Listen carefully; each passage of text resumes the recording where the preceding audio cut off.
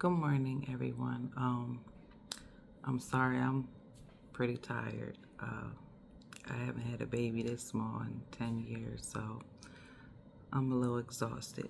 But I wanted to talk about a dream I had a while back, and I'll share after the dream, why. Um,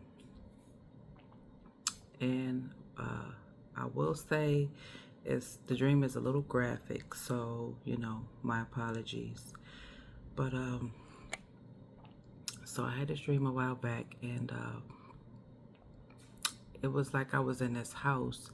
It was me, my daughter, and my oldest son, and I was there with a friend. It was like a guy that I had knew, almost like we were supposed to be like close or whatever. But anyway, I remember sitting on the couch and he said, "Can I talk to you for a minute?" And I was like, "Yeah." And I went upstairs with him in the hallway, and I turned to him, to see what he wanted to talk to me about. And he pulled out this really big, literally like Michael Myers size butcher knife. And he just started stabbing me, like just over and over and over. And it felt like the way that I felt it in the dream, like it felt so real. And he I remember trying to put my hand up to block. I got stabbed in my hand, my arm, my chest, just everywhere. And I remember he started stabbing me in my stomach. And at that moment, I started feeling like I had to pee, but I couldn't hold it, so I started peeing myself. And when he finally stopped, I remember, falling to the floor, and he went downstairs. And I remember thinking, am I going to die here? And I gotta, leave something behind to show that I was here. So I remember getting up off the floor, and I took my hand and I started smearing it across the wall as I was, walking down the hall, just trying to leave some type of trace or trail that I was there. And I got to the steps, and I remember feeling so tired. Like I couldn't talk. I was just tired. Like all I could do was just sit there and just breathe. And I sat on the steps and I was watching him. He didn't see me. I saw him grabbing some plastic, like a bunch of like long plastic, I guess what he was going to use to like wrap me up in. And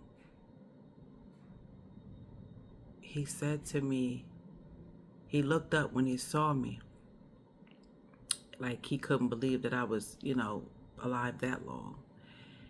And he said, the only thing that's keeping you alive is love. And so he walked away. I looked over at my daughter and like motioned for her to come here. And it was like he loved, like almost like as far as my son, he just had like this bond with my son. Like, I knew he wouldn't do anything to him or whatever. And I motioned for my daughter to come to me, and she came. And I got up off the steps, and I remember running with her.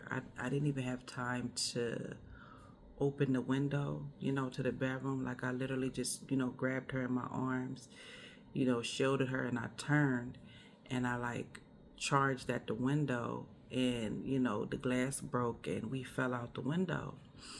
And when we hit, there was grass, it was a front yard. When we hit the yard, I remember getting up with her and just running, running. I looked back and I saw him, running after us. I just kept running. I was tired, but in my mind, I was like, I can't give up. I gotta go. I gotta find somebody that I can, hand my daughter off to. You know what I mean? And I would send help back as far as for my son. So I'm running, running, running, running. And I found this building. I ran in this alley, ran up these fire escape steps, and there was a group of people out there. Almost looked like they might have been like on their lunch break or something. It was a couple guys and a girl. And I ran up the steps, and I felt myself getting weaker and weaker, like, I couldn't go on much further. And I said, please take my daughter, keep her safe. And then at that point, I blacked out. So when I woke up, I was thinking, okay, he said the only thing that was keeping me alive was love. And I thought about it, and I said, yeah, he's right. He's absolutely right. It is love that's keeping me. It's God's love.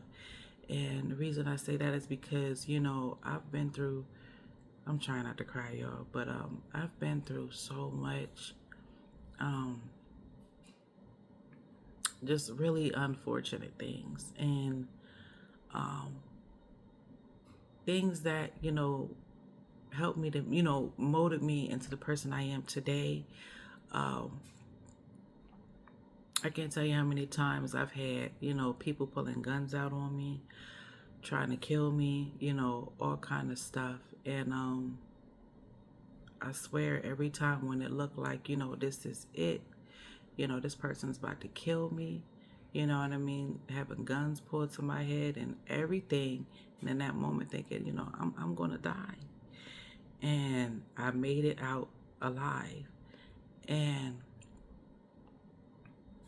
oh, Lord have mercy.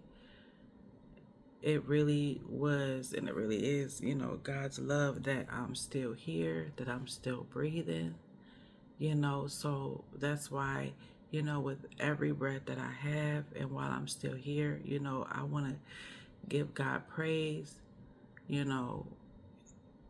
and thank him every single day, while I have breath in my body, thank him and serve him. Whew. So I just thank God, y'all. I'm so grateful to be here. I'm grateful, for another day to just be able to thank him and, share things that the Lord gives me to, other people, and just in hopes that it encourages someone else, and y'all please stay close to God, stay close. He's coming back, sooner than we think, just if you don't know him, please get to know him and just stay close to him. Be blessed.